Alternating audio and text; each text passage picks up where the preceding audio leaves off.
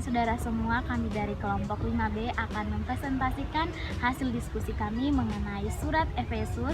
Dan perkenalkan, saya yang paling cantik Nona Diana Iye, dan yang paling ganteng Saya Yeriko Muda Pamerang. dan yang paling manis. Saya Rumelo Sarakjarakoro. Selamat menyaksikan.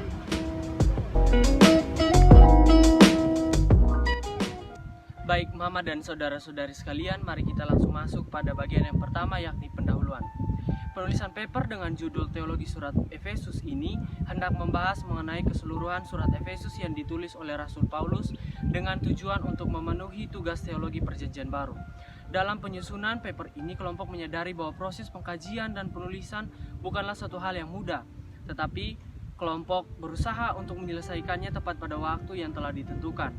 Sebelum penyusunan paper ini, dalam perkuliahan kelompok telah dibekali tentang bagaimana cara mengkaji dan menjelaskan pokok-pokok teologi dari suatu kitab atau yakni surat Efesus. Kelompok juga menggunakan buku-buku sumber serta jurnal yang tersedia agar dapat membantu penyusunan paper ini lebih baik. Kelompok menyadari juga bahwa penulisan paper ini jauh dari kata sempurna. Untuk itu sangat diharapkan masukan dan kritik dari para pembaca. Dalam penyusunan paper ini, kelompok berfokus pada beberapa hal, yakni latar belakang penulisan yang berkaitan dengan penulis, penerima, dan konteks. Selain itu, kelompok juga membahas tentang tema-tema teologi dan pokok-pokok teologi dari surat Efesus. Pentingnya penulisan paper ini bagi kelompok pastinya tidak hanya sekedar menambah pengetahuan dan wawasan mengenai surat Efesus itu sendiri, tetapi juga menjadi modal dalam menyusun materi khotbah, juga menjadi bekal dalam kehidupan dan berinteraksi dengan umat ciptaannya. Kita masuk dalam bagian latar belakang. Yang pertama, penulis, tempat, dan waktu penulisan. Seperti namanya, kitab Efesus mungkin ditujukan bagi jemaat yang ada di Efesus. Kota Efesus pada masa Perjanjian Baru adalah ibu kota provinsi Asia Depan yang terletak di bagian barat Asia Kecil. Karena kota ini berada di bagian barat Asia Kecil, maka pada tahun 133 sebelum Masehi menjadi salah satu provinsi Romawi. Akan tetapi sekarang kota ini sudah menjadi reruntuhan dan hanya tersisa puingnya saja.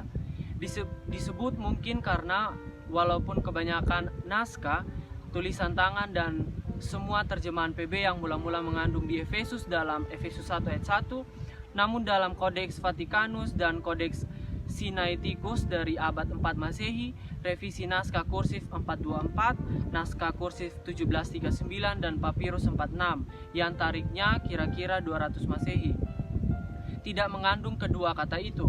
Tertullianus barangkali dan Origenes pasti tidak mengenal kata-kata itu. Basil berkata bahwa kata-kata itu tidak terdapat dalam naskah-naskah tertua yang dikenalnya. Dan Marcion, pengajar bidat itu, menyebut surat ini surat kepada jemaat di Laodikia. Bukti yang kecil tapi penting ini ditopang oleh bukti isi surat Efesus sendiri. Sukar menerangkan ayat-ayat seperti 1 ayat 15 dan seterusnya, dan alpanya sama sekali salam-salam pribadi, sekiranya ini merupakan surat yang dialamatkan Paulus kepada orang-orang Kristen yang di tengah-tengahnya ia telah bekerja selama 3 tahun. Tapi agaknya surat Efesus dialamatkan kepada sekelompok khusus orang Kristen.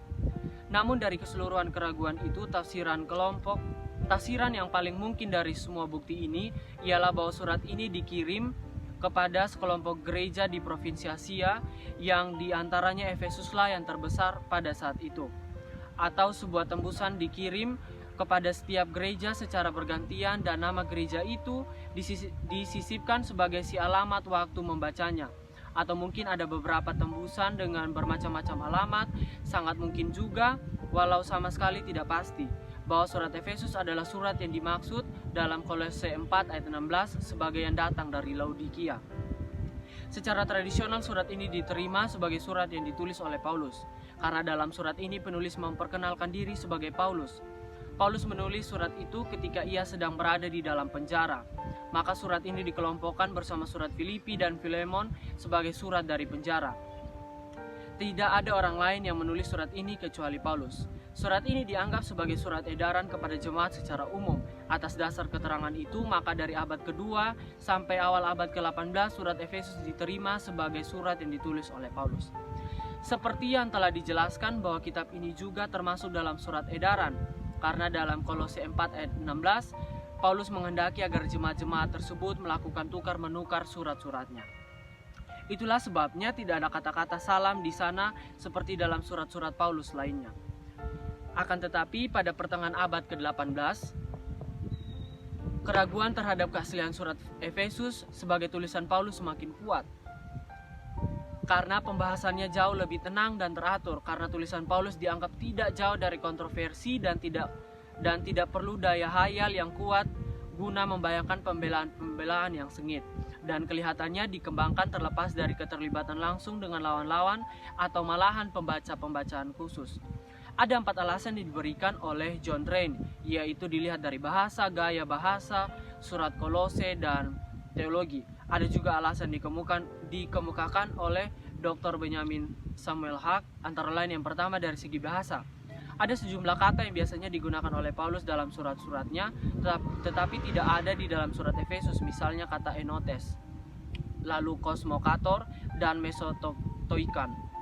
Daftar jabatan di dalam Efesus 4 ayat 11 dan 12. Ini menggambarkan suatu struktur gereja yang radikal telah berubah dibandingkan dengan gereja pada masa Paulus. Lalu yang terakhir, ada beberapa perbedaan teologi di dalam surat Efesus seperti ekskatologi, eklesiologi, kerasulan, daftar gereja, dan hubungan dekat dengan surat Kolose. Dari beberapa alasan ini, banyak dari para ahli tafsiran PB berpendapat bahwa surat Efesus adalah karya penerus atau murid dari Paulus, yang menulis dengan mengikuti gaya tulisan Paulus. Ada juga yang beranggapan bahwa Paulus telah menggunakan seorang sekretaris. Ada juga yang berpendapat bahwa ia bisa saja Lukas atau orang lain, dan memang ada sejumlah kemiripan linguistik yang mencolok antara surat Efesus dan Injil Lukas dan juga Kisah Para Rasul. Dari penjelasan di atas, kelompok mengambil keputusan bahwa Paulus adalah penulis kitab ini, dengan alasan terkuat dari pembuka kitab ini disebutkan bahwa dari Paulus, yang mengindikasikan Paulus sebagai penulisnya. Paulus menulis kitab ini di penjara, kita bisa lihat dalam Efesus 3 ayat 1 dan seterusnya, ketika masa pemerintahan Nero. Karena Paulus mati pada masa penganiayaan Raja Nero, maka para ahli berpendapat bahwa surat Efesus ditulis tidak lebih dari tahun 64 Masehi, ketika ia masih di penjara. Efesus sebagai surat edaran umum ditulis sekitar tahun 60 atau 61 Masehi. Pembawa surat-surat itu adalah Titikus yang disertai oleh Onesimus. Tetapi jika bukan Paulus yang menulis kitab ini, maka mungkin tahun tulisan kitab ini sekitar tahun 80 ataupun 90 Masehi. Kita masuk pada bagian yang kedua, yakni penerima kitab. Sebenarnya ada persoalan akan penerima kitab ini. Dalam naskah-naskah yang terbaik dan tertua tidak ditemukan bahwa surat ini dimaksudkan bagi orang-orang di Efesus, karena dalam naskah-naskah yang tertua hanya tertulis dari Paulus kepada orang-orang kudus yang berada dan percaya kepada Yesus Kristus. Bahkan bapak-bapak gereja seperti Origenes dan Tertullianus tidak tahu tentang nama itu. Ada beberapa dugaan yang diberikan oleh pendeta Dr. Samuel Benjamin Hack untuk memecahkan persoalan tentang penerima kitab ini, yakni dugaan bahwa surat itu ditujukan bagi jemaat di Laodikia. Ada yang mengemukakan bahwa surat ini adalah surat edaran dan kelihatannya penulis menulis surat ini dengan meniru surat Kolose. Pada abad ketiga, nama Efesus baru ditambahkan pada pembuka kitab tersebut, dan inilah satu-satunya petunjuk bahwa kitab ini ditujukan dan diterima oleh jemaat di Efesus. Namun satu hal yang pasti adalah penerima kitab ini adalah orang-orang yang percaya pada Yesus Kristus. Baik Mama dan saudara-saudari semua, kita lanjut kepada bagian yang berikutnya, yaitu tujuan penulisan kitab. Tujuan penulisan kitab ini berdasarkan dua masalah yang terjadi pada jemaat di Efesus pada saat itu. Yang pertama, penulis mendorong mayoritas orang Kristen Yunani untuk menerima minoritas orang Yahudi dalam persekutuan gereja dan memelihara hubungannya dengan tradisi-tradisi Israel. Sesudah perang Yahudi melawan Roma, ketegangan antara orang Yahudi dan orang Kristen meningkat. Sangat sulit bagi orang Kristen Yahudi dalam situasi yang demikian untuk dapat mengaku Yesus sebagai Mesias dan terus hidup sebagai orang Yahudi. Namun, di pihak lain, agak sulit bagi mereka untuk berintegrasi dengan orang Kristen asal Yunani karena terdapat perbedaan di antara mereka. Dalam krisis inilah, penulis surat Efesus mencoba untuk berbicara kepada jemaat tentang keesaan gereja. Dan yang berikutnya, bagian kedua, dalam nasihat-nasihat etisnya, penulis ingin memperbaiki pengaruh hidup bebas dari lingkungan aliran gnostik, yaitu penyerahan diri kepada hawa nafsu, dan melakukan kecemaran. Atau agama-agama misteri pada masa itu. Sedangkan Paulus menginginkan agar gereja di Efesus bersifat universal atau gereja yang esa. Namun, sebelumnya terdapat perpecahan antara orang Kristen Yahudi dan non-Yahudi, yang dimana orang Yahudi lebih berpegang pada Taurat, namun Yesus Kristus datang untuk membatalkan hukum tersebut. Bisa kita lihat di dalam Efesus pasal yang kedua ayat yang ke-15. Sehingga terciptalah satu gereja yang universal. Kesatuan itu dilukiskan dalam ucapan satu tubuh, satu roh, satu pengharapan, satu Tuhan, satu iman, satu baptisan, dan lain-lain. Kita kepada poin yang berikutnya, yaitu konteks pergumulan. Yang pertama, ada beberapa konteks pergumulan. Yang pertama, konteks pergumulan dari kitab Efesus adalah jemaat yang ada di Efesus itu berasal dari latar belakang yang berbeda-beda, sehingga mereka didorong untuk menjadi satu persekutuan. Perbedaan latar belakang ini maksud yakni jemaat yang beragama Yahudi dan yang beragama non-Yahudi. Yang kedua, konteks pergumulan lainnya yakni keadaan selama dan sesudah perang antara Yahudi melawan Romawi. Karena keadaan saat itu, ketegangan antara orang Yahudi dan orang Kristen semakin meningkat. Dalam keadaan seperti itu pun menjadi sangat sulit bagi orang Kristen Yahudi untuk dapat mengaku Yesus sebagai Mesias dan terus hidup sebagai orang Yahudi. Dan yang ketiga dan yang terakhir dalam konteks pergumulannya, menurut Paulus, orang percaya adalah orang yang telah dibangkitkan dalam Kristus, yang telah duduk bersama-sama dengan Dia di sorga. Dua hal ini menjadi salah satu konteks pergumulan orang beriman dan gereja pada masa penantian setelah karya keselamatan Yesus Kristus. Dalam masa penantian tersebut, orang-orang beriman dan gereja harus menghadapi dan melawan kuasa-kuasa roh jahat dunia. Dalam menghadapi ini, Paulus mengatakan orang percaya harus menggunakan perlengkapan senjata Allah, yaitu perisai iman, ketopong keselamatan, dan pedang roh atau firman Allah, agar gereja tetap teguh dan bersatu. Dan poin berikut kita masuk ke dalam ciri khas kitab. Ada 5 ciri khas kitab, dan yang pertama di sini, selain dikelompokkan sebagai surat dari penjara bersama dengan surat Filipi dan Filemon, surat ini juga dianggap sebagai surat edaran. Dan yang kedua, hanya di dalam Efesus lah, di dalam perjanjian baru, di mana kata jemaat berarti gereja yang universal, bukan suatu kelompok lokal. Ia dimaksudkan untuk memberitahukan kepada bangsa-bangsa lain atau panggilan yang baru bagi mereka, dan ia mengungkapkan misteri tubuh Kristus, di mana tidak ada Yahudi atau Yunani, majikan atau budak. Yang ketiga, dalam surat ini menjadi keistimewaannya ialah bahwa di sini ditekankan Kristus selaku kepala dan tujuan kerjasama di antara segala anggota itu. Dan yang keempat, pokok-pokok teologi surat Efesus, yaitu gereja yang esa, kesatuan Yahudi dan non-Yahudi sebagai umat baru oleh Kristus, dan gereja yang terus masih berjuang. Dan yang terakhir, salah satu tema dalam surat Efesus adalah pekerjaan Roh Kudus dalam kehidupan orang Kristen, yaitu pokok ini hampir dapat dipastikan merupakan inti teologi Paulus yang sebenarnya. Baik, kami akan masuk sama-sama dalam pokok-pokok teologi surat Efesus. Pada bagian ini, kelompok akan menyajikan beberapa pokok teologi dari surat Efesus yang ditemukan. Surat Efesus memiliki 3 pokok teologi, yakni yang pertama, gereja yang esa atau universal. Pokok utama yang dibahas dalam surat ini adalah gereja atau eklesia. Dalam surat-surat asli Paulus, istilah eklesia menunjukkan kepada gereja lokal, misalnya gereja di Filipi, Tesalonika, Galatia, dan sebagainya. Akan tetapi dalam surat Efesus, eklesia menunjukkan kepada gereja secara menyeluruh, mencakup orang beriman di mana-mana. Walaupun demikian, perhatian penulis juga tetap diberikan kepada gereja-gereja lokal.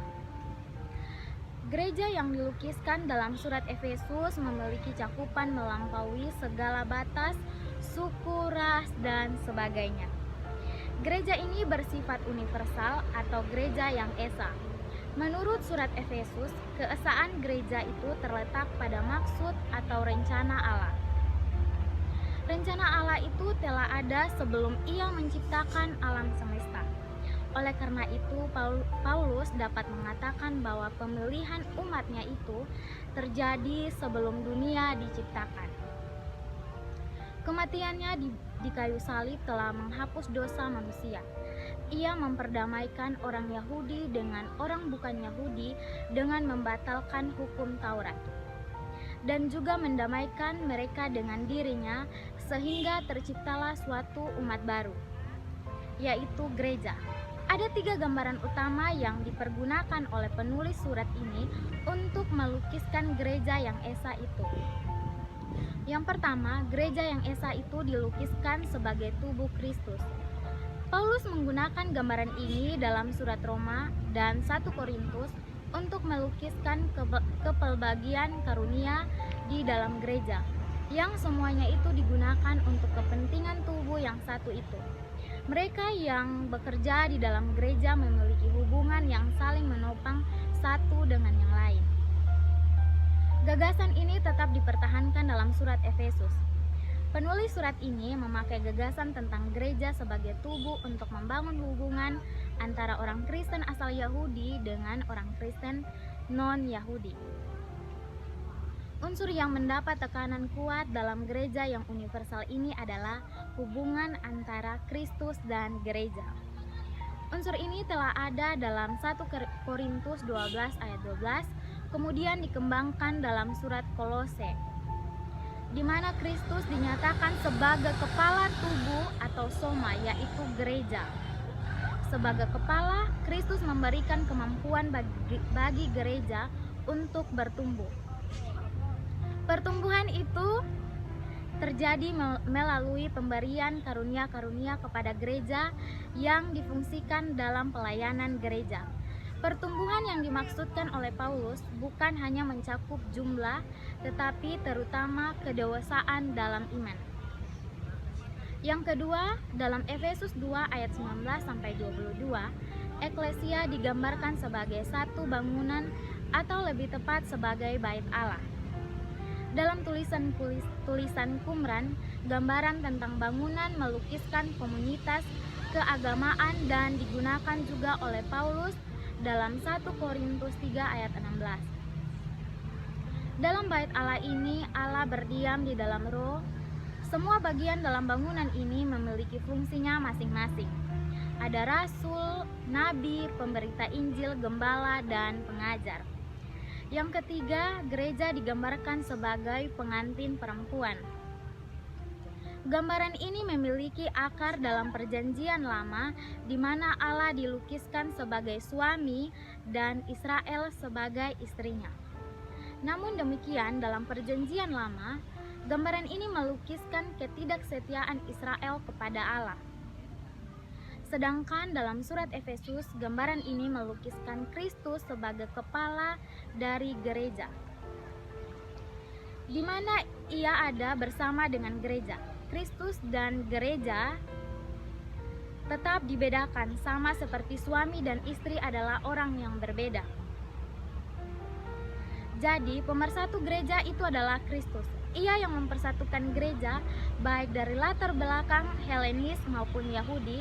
Kristus yang mempersatukan itu digambarkan sebagai kepala, dasar atau suami, dan gereja digambarkan sebagai tubuh. Bangunan atau bait Allah dan istri sebagai kepala. Kristus memampukan gereja untuk bertumbuh sebagai dasar bangunan atau bait Allah. Ia menopang gereja untuk tetap kokoh. Sebagai suami, ia terus menyertai gerejanya. Yang kedua, kesatuan Yahudi dan non-Yahudi sebagai umat baru oleh Kristus. Bagi Paulus yang adalah seorang Yahudi, dunia ini dibagi dalam 2 kelompok sosial, yaitu Yahudi dan non-Yahudi. Pembagian dunia seperti itu kita dapat temukan dalam Galatia 2 ayat 11-12. Namun melalui surat ini penulis ingin membangun suatu gagasan bahwa dari kedua kelompok sosial itu lahir satu umat baru, yaitu gereja. Paulus juga memuliakan Allah karena ia telah memberikan Roh Kudus kepada orang non-Yahudi yang melaluinya orang non-Yahudi telah dimeterai. Jadi, roh itu tidak hanya diberikan kepada orang Yahudi, tetapi juga kepada orang-orang non-Yahudi. Aktivitas roh itu di kalangan orang-orang non-Yahudi merupakan jaminan bahwa Allah telah memasukkan orang non-Yahudi sebagai umat-Nya. Tema rekonsiliasi antara orang Yahudi dan non-Yahudi ini lebih ditonjolkan dalam Efesus 2 ayat 11 sampai 22. Di sana Paulus mempertentangkan status lama jemaat sebagai orang kafir yang tidak termasuk kewarganegaraan Israel dengan status baru mereka sebagai umat Allah. Dahulu mereka jauh, pada waktu itu mereka hidup tanpa pengharapan, tanpa Allah. Akan tetapi sekarang melalui pengorbanan Kristus, Allah telah membatalkan hukum Musa, sehingga mereka telah menjadi umat Allah dengan menghapuskan hukum itu. Maka baik Yahudi maupun non-Yahudi datang bersama di dalam Kristus. Mereka membentuk suatu umat baru atau manusia baru. Di dalam persekutuan umat baru itu mereka hidup dalam damai satu dengan yang lain. Yang ketiga, gereja masih terus berjuang. Dalam surat Efesus, Paulus juga membahas tentang keberadaan orang percaya sebagai orang yang telah diselamatkan.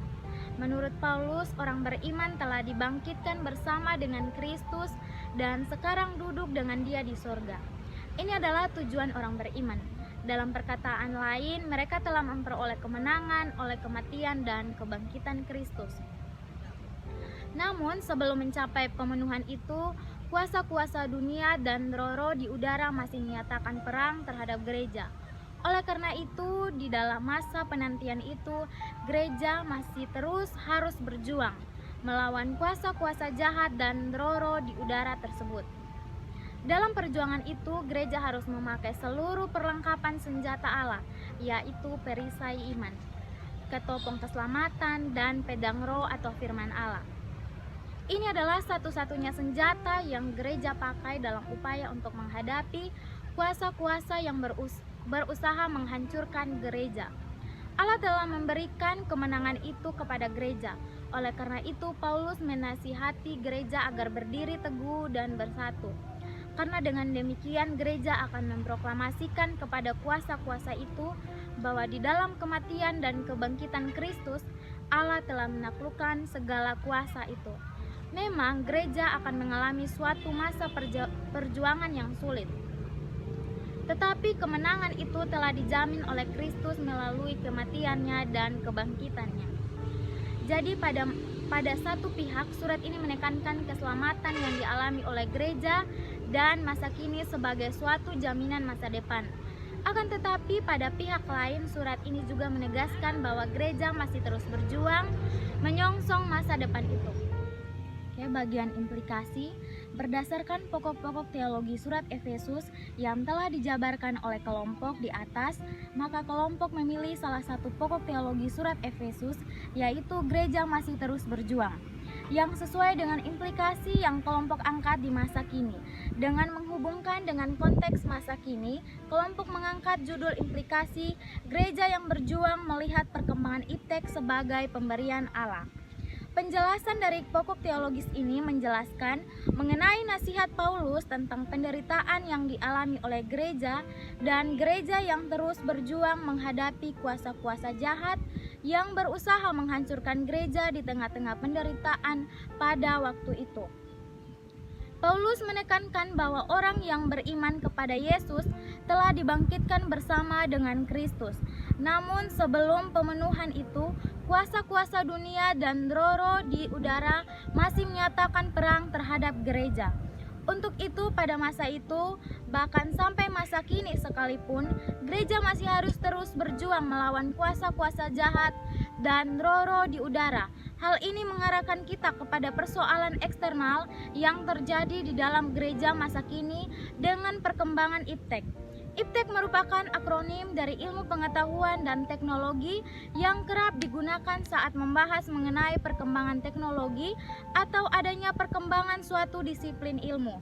Dalam Kamus Besar Bahasa Indonesia, ilmu pengetahuan adalah pengetahuan tentang suatu bidang yang disusun secara bersistem menurut metode tertentu, yang dapat digunakan menerangkan gejala-gejala tertentu, sedangkan teknologi berasal dari bahasa Yunani, yaitu tekne yang berarti pekerjaan dan logos, berarti suatu studi peralatan prosedur dan metode yang digunakan pada berbagai cabang industri. Perkembangan iptek sendiri terjadi karena globalisasi dari dunia. Dalam perkembangan iptek yang mengglobal atau mendunia ini turut masuk dan juga mempengaruhi keberlangsungan gereja. Iptek dalam kekristenan dipercayai sebagai suatu anugerah daripada Allah yang telah menunjukkan kasih-Nya sehingga manusia dapat menemukan dan membuat iptek itu berkembang. Iptek menjadi bagian dari keberlangsungan gereja dan berperan dalam memberikan inovasi demi tercapainya gereja berhasil menginterpretasikan iptek dengan baik.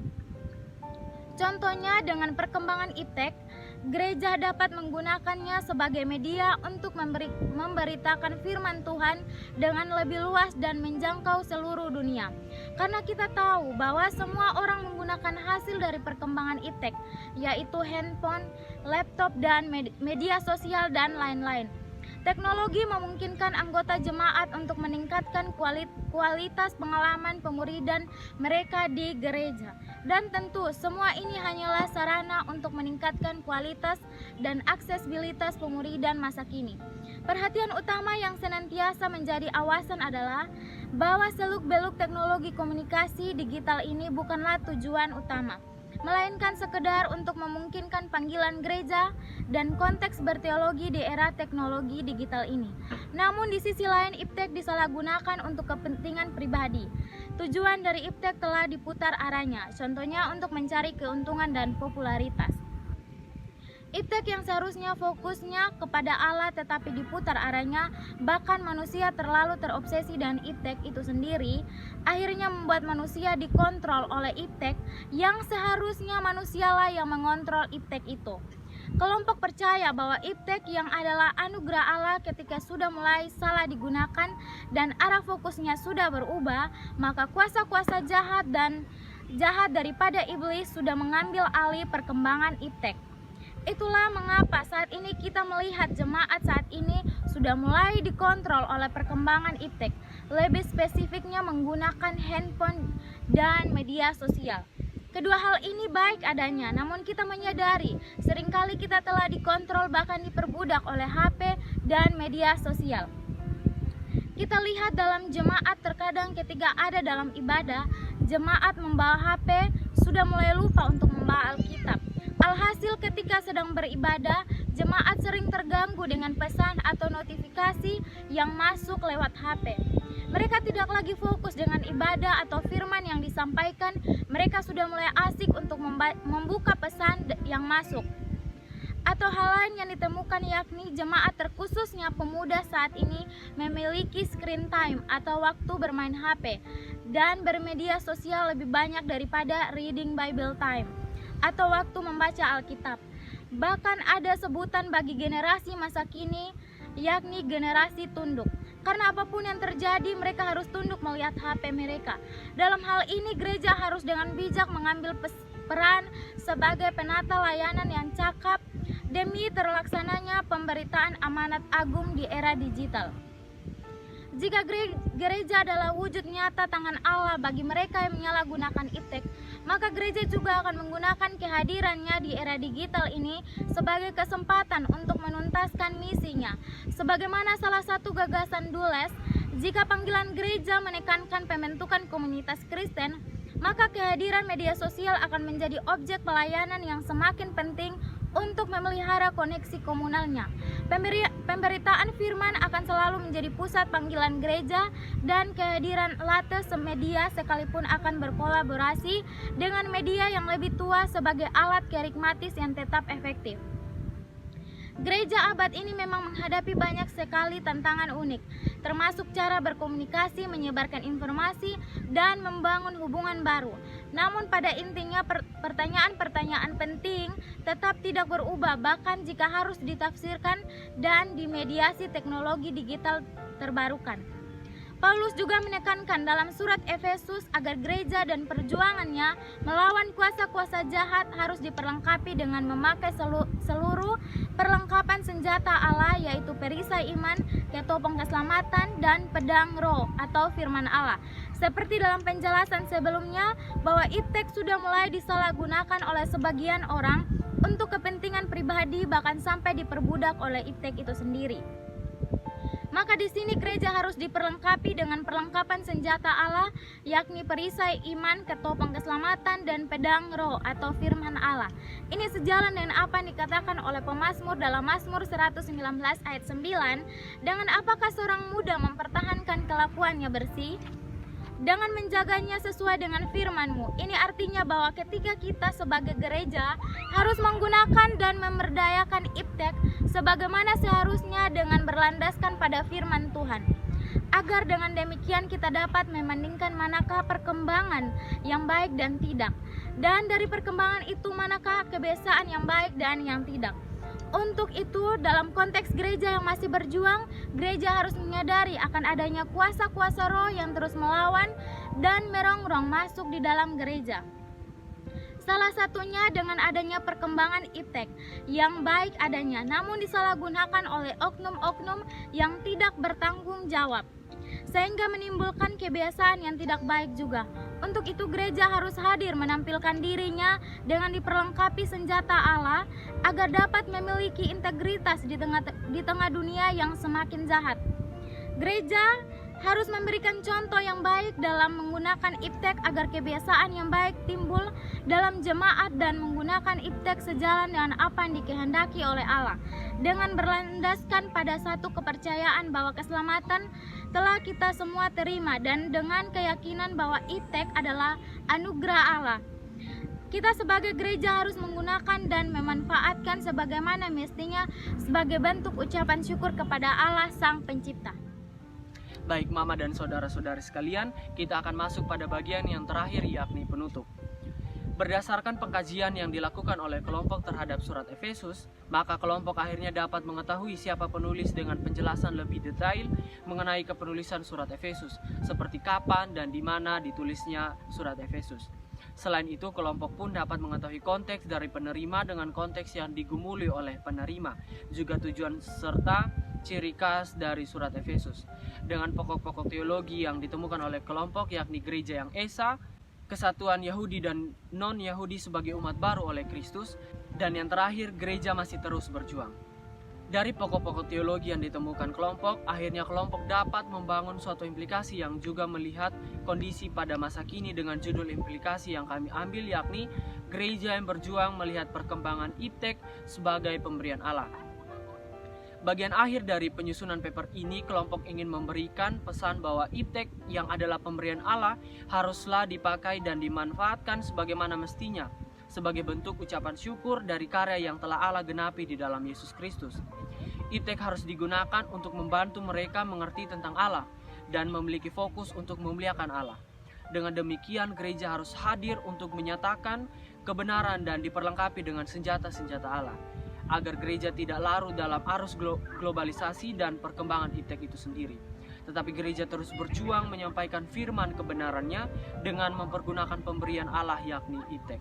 Usul dan saran yang diberikan oleh kelompok, yakni kelompok memiliki beberapa usul saran bagi gereja agar dapat memaksimalkan pemanfaatan perkembangan iptek di kalangan jemaat dan dalam gereja itu sendiri. Gereja harus bekerja sama dengan lembaga-lembaga terkait agar dapat menyediakan fasilitas yang memadai dengan dibekali oleh kelas-kelas pemanfaatan iptek, agar dalam gereja tidak kaku dengan perkembangan yang ada, tetapi dapat menggunakan perkembangan iptek sebagai media memberitakan kebenaran.